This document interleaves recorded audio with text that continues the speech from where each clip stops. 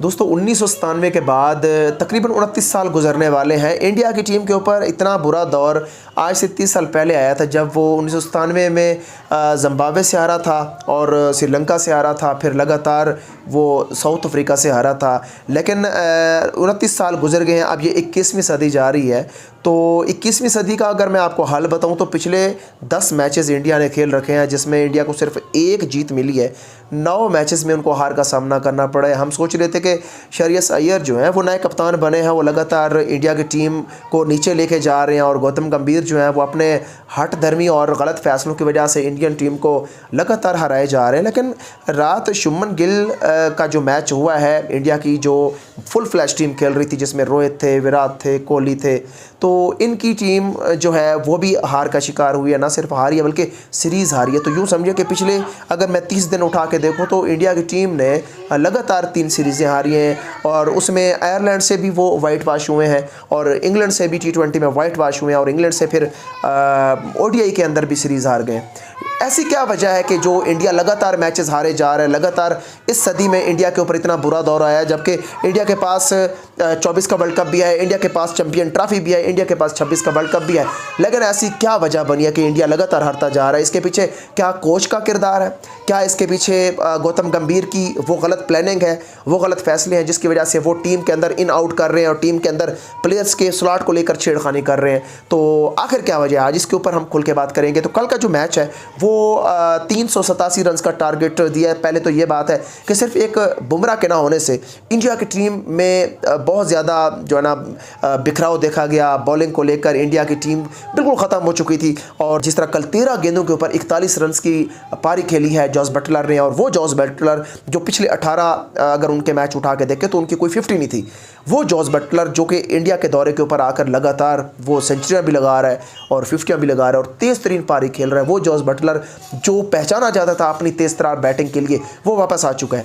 अब 387 रन कैसे बने हैं, उसके पीछे सिर्फ एक ही रीज़न थी कि एक तो पिच इस तरह की थी, बिल्कुल ही पाटा पिच थी इंग्लैंड की, और ये ओवल का तारीखी ग्राउंड है। और जो ज़बरदस्त स्टार्ट मिला है इंग्लैंड को 192 रन का 181 गेंदों के ऊपर, जिसमें बैथल ने भी बहुत अच्छी इनिंग्स खेली है। बैथल बदकिस्मत रहे हैं कि वो नर्वस 90 का शिकार हुए हैं, और उसके बाद 141 रन 135 गेंदों पे बनाया है। बेन डकेट काफ़ी अर्सा से खामोश आ रहे थे, और ज़रूरत थी इंग्लैंड को इनकी इनिंग्स की। उसके बाद जोई रूट, जिसकी कंसिस्टेंसी की मैं अगर बात करूं तो क्या कमाल की कंसिस्टेंसी इन्होंने दिखाई है, और लगातार इन्होंने अच्छी पारियां खेली हैं, और रात भी वो 74 रन बनाकर नॉट आउट रहे हैं 48 गेंदों के ऊपर।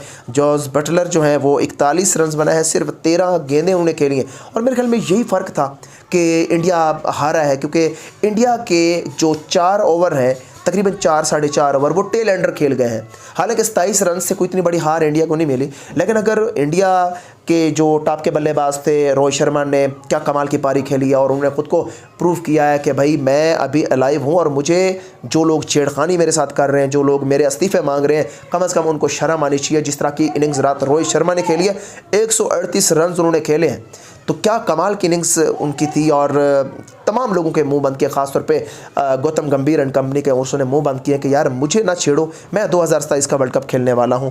तो उसके बाद हैरी ब्रूक जो है वो 12 गेंदों पे 14 रन बनाकर आउट हुए, यानी कि इनके सिर्फ 3 खिलाड़ी आउट हुए। 387 रन के ऊपर ये टीम पहुंची, और 388 रन का महान टोटल दिया है। लेकिन क्या कमाल की इनको चेज़ मिली है फिर इंडिया को। रोहित शर्मा 110 गेंदों पर 138 रन बनाए, और 5 छक्के 17 उन्होंने चौके लगाए। उसके बाद शुभमन गिल कप्तान थे, उन्होंने 77 रन की पारी खेली, और अगर मैं इनकी पार्टनरशिप की बात करूं तो 147 रन के ऊपर इनकी पहली विकेट गिरती है।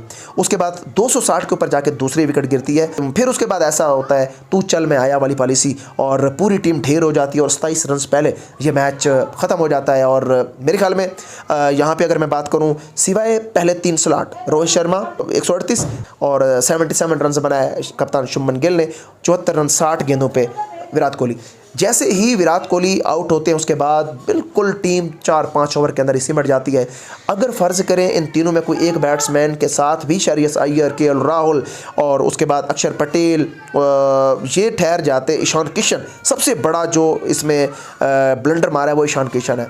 अगर अर्शदीप सिंह 6 गेंदों पे 15 रन मार सकते हैं, जोफ्रा आर्चर जैसे बॉलर को वो लगातार छक्के और चौके लगाते रहे हैं। उसके बाद गुरनूर है, गुरनूर बरार, ये भी 18 रन 14 गेंदों के ऊपर अगर इसने बनाए हैं तो ऐसी क्या बात थी जो अक्षर पटेल, जो कि पिछले मैच में ज़बरदस्त पारी खेल के गए थे, अक्षर पटेल भी फ्लॉप होते हैं, केएल राहुल भी फ्लॉप होते हैं, श्रेयस अय्यर भी फ्लॉप होते हैं, उसके बाद ईशान किशन भी फ्लॉप होते हैं, ऐसी क्या रीज़न है? इंडिया की टीम अचानक से इतना बिखराव का शिकार क्यों हो रही है?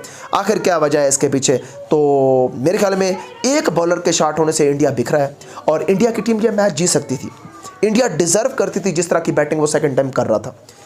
मतलब हम लोग यही सोच रहे थे कि इंडिया बहुत वाज़े बर्तरी के साथ इस मैच को तकरीबन 2 से 2.5 ओवर पहले 387 यानी ऑलमोस्ट 400 रन्स का टारगेट वो बहुत जल्द अचीव करने वाला है।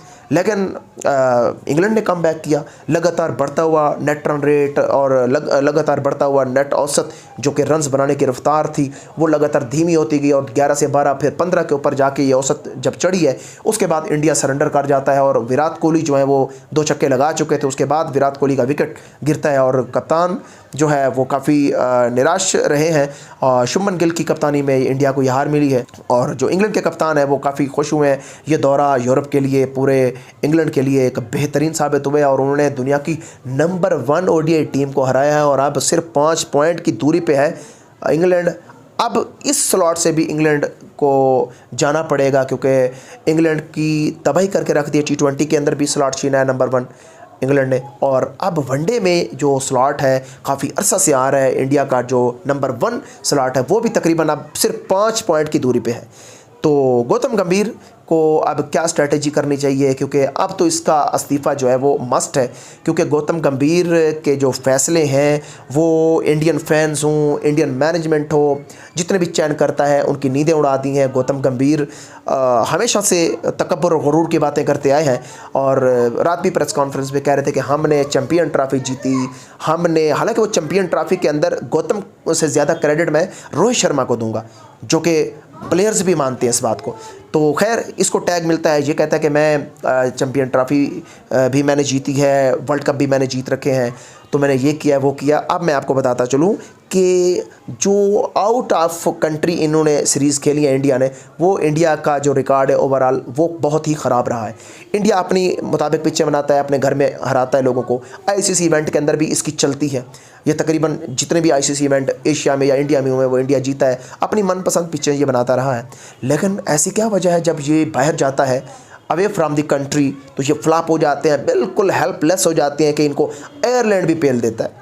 तो बहरहाल गौतम गंभीर जो है उसकी नाकामी सामने आई है और उसका तकब्बुर खाक में मिल गया है और इंडिया की टीम जो है वो यूरोप का दौरा बिना कुछ लिए, सिर्फ एक मैच लिए पिछले 10 मैचेस में, वो वापस आ रही है। और आपने कमेंट बॉक्स में बताना है कि इंडिया की टीम के हारने की सबसे बड़ी वजह क्या बनी है। इंडिया की टीम अपने तारीख के बदतरीन दौर से कैसे गुजर रही है। 29 साल पहले ये दौर इंडिया के ऊपर आया था। अब इंडिया की टीम 2019 से शुरू हुआ था जैसे ये वर्ल्ड कप जीत गई थी।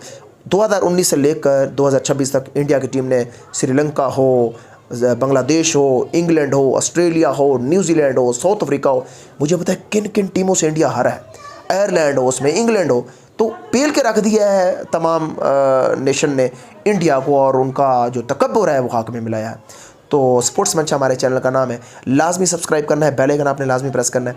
अगली वीडियो में आपसे दोबारा मुलाकात होती है। खुदा हाफिज़।